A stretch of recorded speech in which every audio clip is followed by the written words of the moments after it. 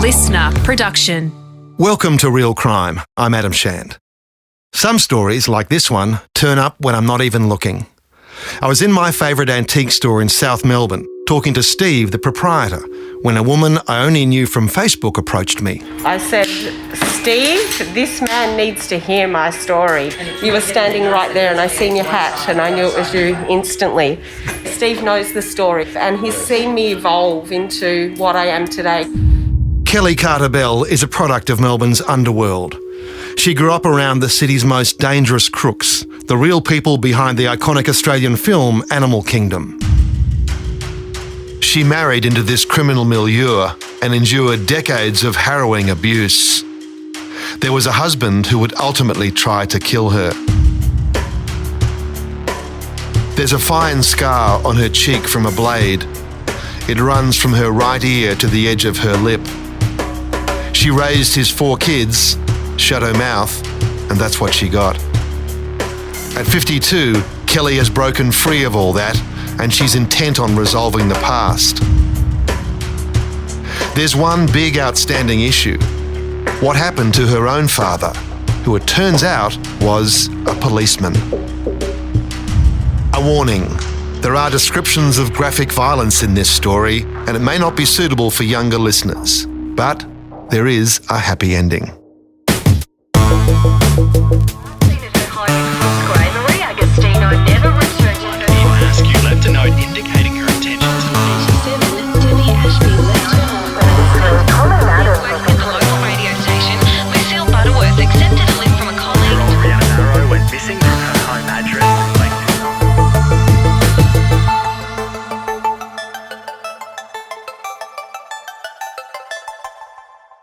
Tell me, your father, who was he?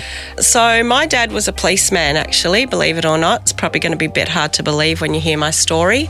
My sister's dad was a criminal and he come to arrest my sister's dad. And when he went to jail, my mum and him decided to have an affair. What? And start seeing the policeman while her partner went to jail. Oh. My mum was a pretty good looker, like her daughter. And they fell in love. My mum idolised the ground this man walked on and never got over him leaving at all. And why didn't they stay together? I think, mum was Underworld and dad was a copper. Kellie was born Kellie Sue Bolden in Melbourne in September 1968. Her mother, Heather Lorraine Bolden, left blank the space for the father on her daughter's birth certificate. I thought my dad left because he didn't love me. And so for the next 28 years, I thought I was unlovable. Hence, that's why I let myself be treated the way I was treated. Just someone that I haven't seen since I was 8 years old. And probably that is a big part of my story. Do you know why he left you? Because he had a wife and 2 children and he had a nervous breakdown. And I am led to believe that when he had the nervous breakdown, he worked at Russell Street Police Station and his wife had to go in and clean out his locker and things and then found his other life in the locker, as in photos of mum and me and my sisters and things like that. Mum passed away a couple of years ago. And I just sort of keep thinking, why hasn't he found me? But I've been many different people and many different names in my life. So, I think I've had about 5 or 6 names in my life. And I sort of put it down to, I don't think he'd be able to find me. But just right now while I'm talking to you, maybe it's a bit of, do I deserve him to find me? Why not? I don't know, like just the self-worth, I suppose. Yeah, so I'm saying I've broken the cycle, but there's still a lot of work to do. Still that unresolved question right at the beginning. Yes. Should we find him? Oh, I'd love to. I would absolutely love to. Mum filled me in on brothers and sisters of his and some of his family members. And as I'm sitting here, it comes down to self-worth, unfortunately, Adam. Which is a little bit sad, isn't it? Well, that's everyone's issue. Yeah. We're all wondering about our self-worth, but yours has been a much more challenging examination, if you like. Exactly, yeah. Do you want me to help you with this? Yeah, I'd love you to. I really love you to. I think if he did know me and my 5 children, he would be over the moon, because we have had a very hard path, and to come out the other side of it and have the courage to speak. And what I do it for other people.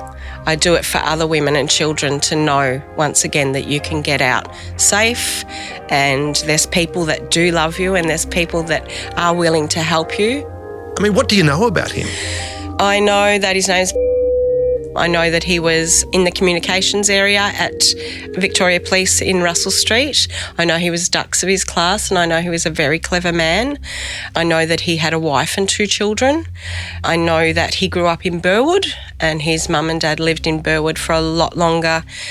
I tend to have the story in my head that he kissed me goodnight and tucked me in one night, and I haven't seen him since.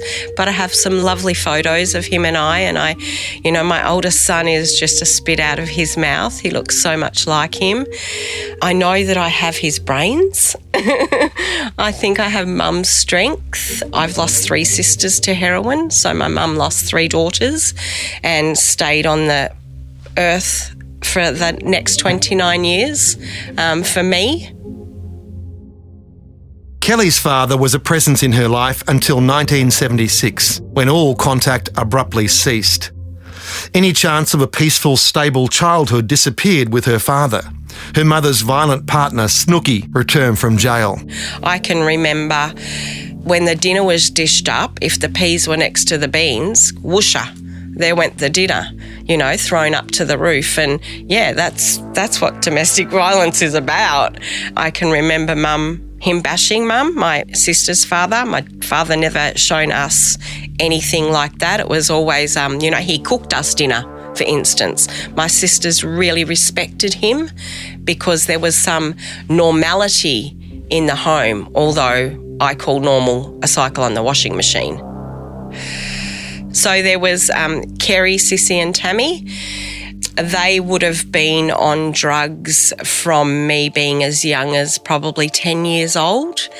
I've seen them all be beaten. Sissy was married to the notorious Dennis Allen. Pettingill. Yes. Clan fame or infamy.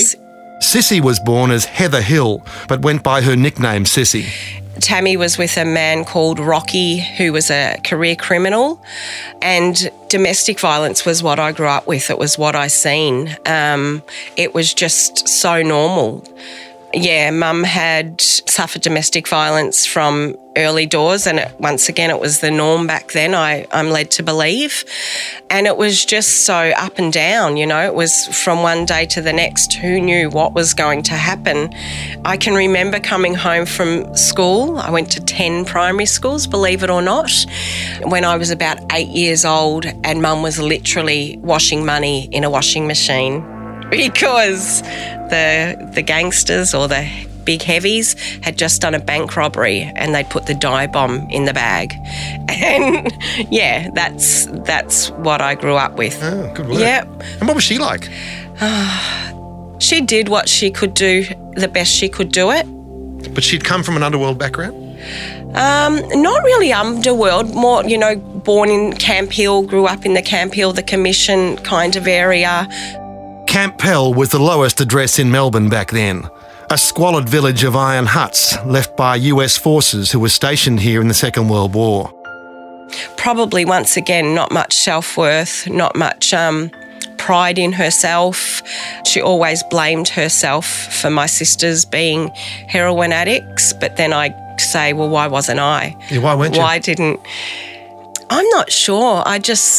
I have a bigger purpose in life, which I'm beginning to understand and take on board every day. Let's look at some of the detail, though. I mean, you went on heroin from a young age, but your sexual awakening was a rude one. What happened? So I was that girl. I grew up in the Carlton Flats. My 3 sisters were heroin addicts, and they were sort of just a joke. They weren't treated as humans. They were just junkies. And I was the girl with no big brothers, no father, looking for love. So through the ages of 12 to 13, I was gang raped every weekend. And I just thought it was normal.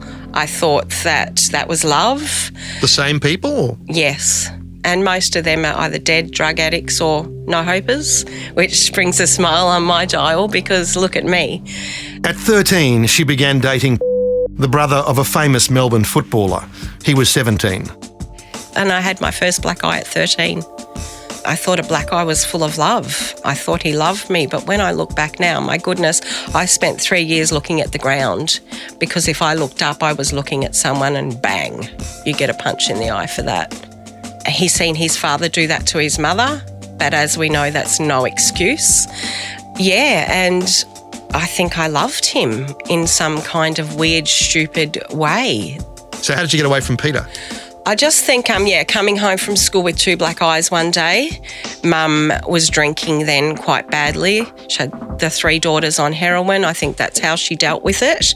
And I went to stay at my auntie's, who was sort of the 3 meals a day, not the commission house, auntie and uncle, my cousin, and sort of realised that that isn't how life has to be. And you can have it different. But my decisions still for the next probably 20 years. Who was next? So next, just say Mark Moran really took me under his wing. Part of the Moran clan who got slaughtered by Carl Williams in the Gangland War. Yes. And he was like a prince of Melbourne. He was one of those guys that was right at the top level, had corrupt police contacts, had the old school family going back generations in the underworld. He was royalty in this town. Yes, he was. He was a very good-looking man too, I might say.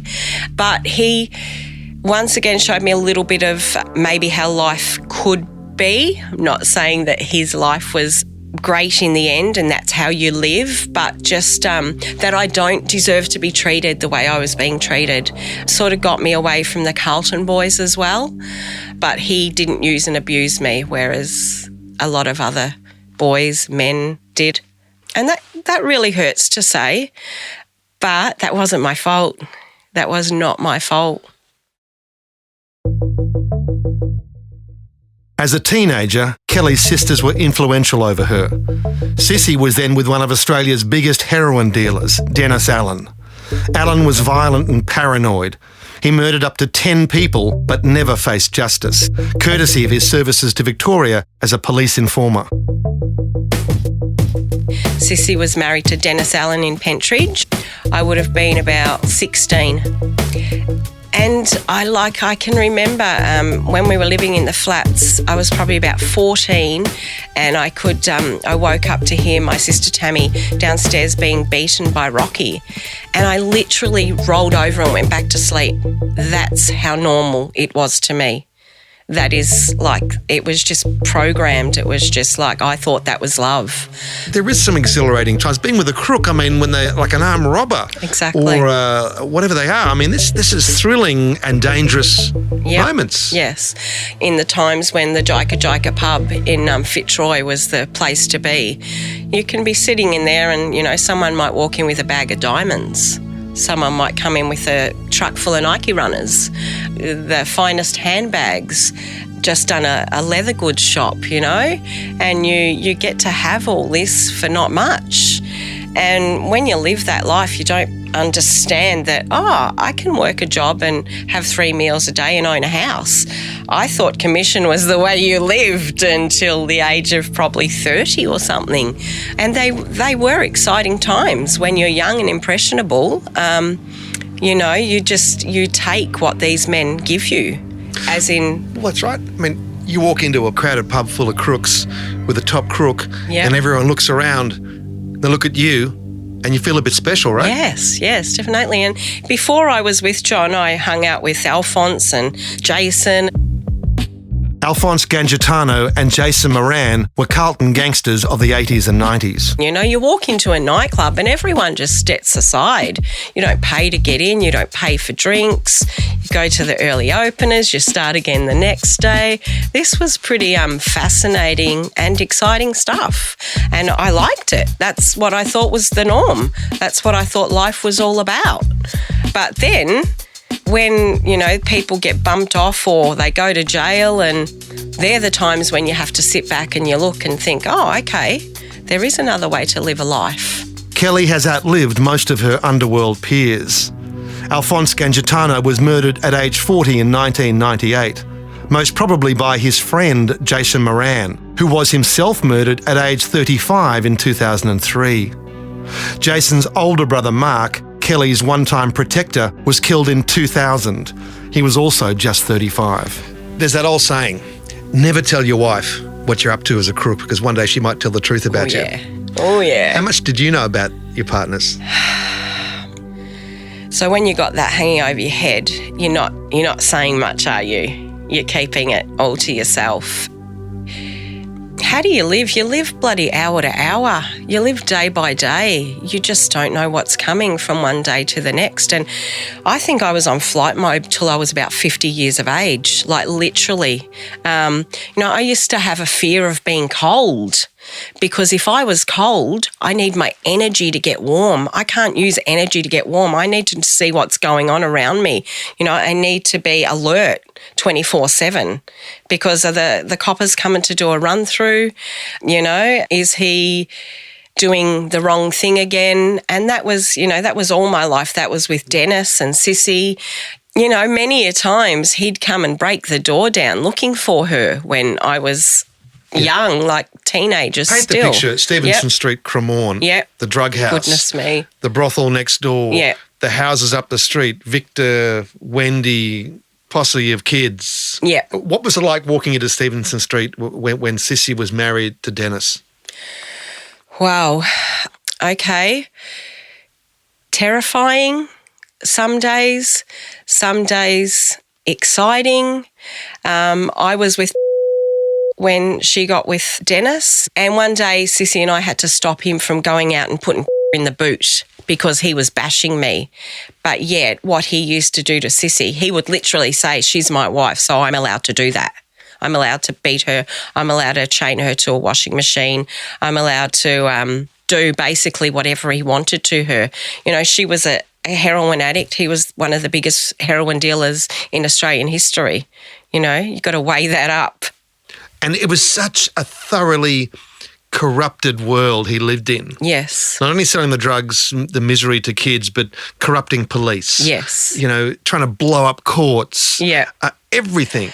When I look back now, I can see how wrong and warped and corrupt that is. But growing up in that world, it was just okay. There was one day when Mum had to go and get Lindy from his house because that's when he killed the bikie. Yeah, blood everywhere. Blood all over the carpet. The walls had to be painted. Anton Kenny. Yes. In 1985, Dennis Allen killed an ex-Hells Angel, Anton Kenny, and dismembered the corpse with a chainsaw inside his own house. And sawn him up. Yes. The carpet had to be ripped up. And we knew that's what he'd done. So when you ask me about talking to police, can you imagine how I was taught not to? They're the enemy, although my dad was a copper. Though Dennis himself was informing on other crooks, there was never a moment where Kellie considered giving him up to the police or telling tales on any other crook either. You believe they were the enemy? Yeah. And there was your father, the policeman who'd left you. Yes. Did you need any more proof than that? No. Yeah, exactly. So he was a baddie too in my eyes for a long time. How long was Sissy and Dennis married for? About 8 years, and she committed suicide in Pentridge by hanging herself. Where she'd met Dennis? Where she'd met and married Dennis, where I married John. Why did she do that, do you know? Goodness me. If I felt as low as I did and so worthless and useless and hopeless, can you imagine the self-worth or the lack of self-worth she had? I think Sissy did tell Mum and I for a long time that if she goes back to jail again, she will kill herself. I think out of about 30 people that they were growing up with in the 80s, there's about 4 of them left that haven't died from heroin. Yeah. And your other 2 sisters? Yep, my other 2 sisters. What happened to them? So Tammy met a man, a lovely man, had 2 children in 13 months and tried to get clean. In the end, she was found dead in a car in a street in Carlton of an overdose. Next sister was, here's rehabilitation for you, out of Fairley Prison for 11 hours and found dead at the Footscray train station car park.